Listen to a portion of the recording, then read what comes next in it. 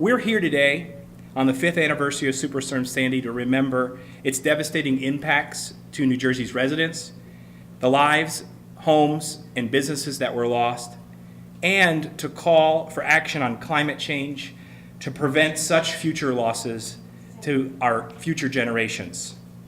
Every day that has gone by since Hurricane Sandy was a lost day to tackle the grave threat of climate change and the threat it poses to our communities.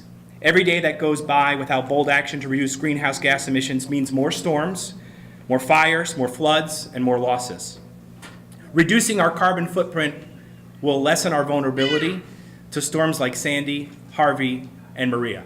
I have to deal with so many aspects of Sandy. Obviously, the League and all of you, and I thank you so much, are stressing climate change and how we need to use Sandy and the other terrible storms that have occurred since then to try to get the federal government and the state government to understand that climate change is here and that if we don't do something about it, it's only going to get worse. So we need to use Sandy and the other terrible storms that have occurred since then to try to get the federal government and the state government to understand that climate change is here and that if we don't do something about it, it's only going to get worse. So that's the primary focus, and I'll talk a little bit about that.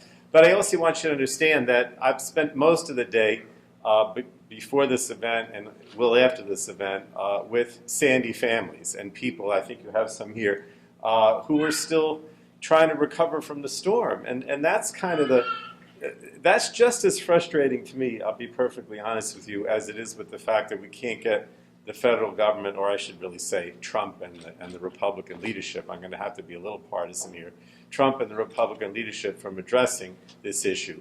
But it's also the fact that the federal government really has not done enough for the people who suffered 5 years ago, and if anything, hasn't learned any lessons at all, because if we look at what's happening in Puerto Rico and in Texas, the response from the Trump administration is so much worse than anything that I could talk about happened 5 years ago. Good afternoon. My name is Joe Mangino. I'm the co-founder of the New Jersey Organizing Project. 5 years ago, I lost a home, I lost a business, and I lost a second job. So I'm 3 times lucky there. So after the storm, I foolishly thought I'd be able to get home in about 6 to 8 weeks. That 6 to 8 weeks turned into a 3-year adventure.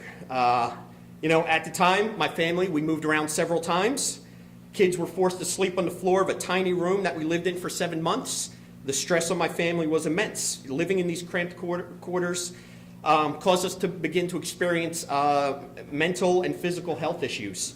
So in a quest to kind of seek some normalcy, we ended up moving back into our gutted home and did the indoor camping thing and washing our dishes in the bathtub, which the kids thought was fun for a couple days, and then it got real. For the past 5 years, I've shed blood, sweat, and tears fighting alongside like-minded groups and individuals who wanted to get Sandy families home and make sure they could afford to stay home. I wanted to give a few thank yous for helping put today together, which wouldn't have been possible without the leadership of Seth Levin and Lee Clark, work on my staff.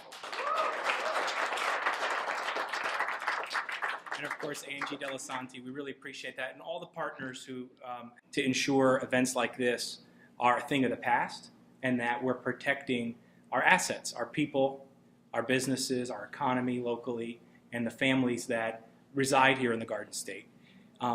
As we kind of think about closing, I'm going to take this microphone off and ask us all to do a little moment of silence and remembrance and reflection on, what we all heard, what we remember ourselves from being here locally, and what we're going to do in leaving here today after the 5th anniversary, what our personal commitments might be, our professional commitments towards helping the families, towards ensuring that we protect the future of our state and the people that call New Jersey home. And I'm going to ask that we join hands, sort of link up, and as much as we can around the room, and then silently in our own way,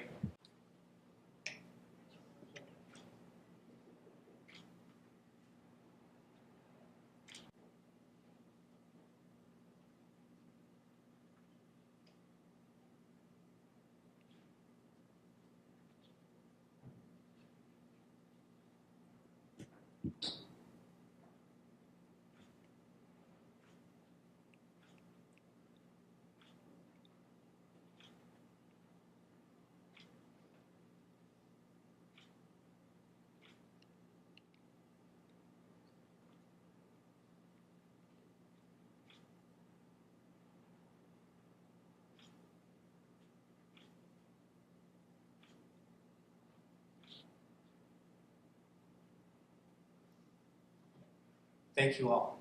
Let's go do it.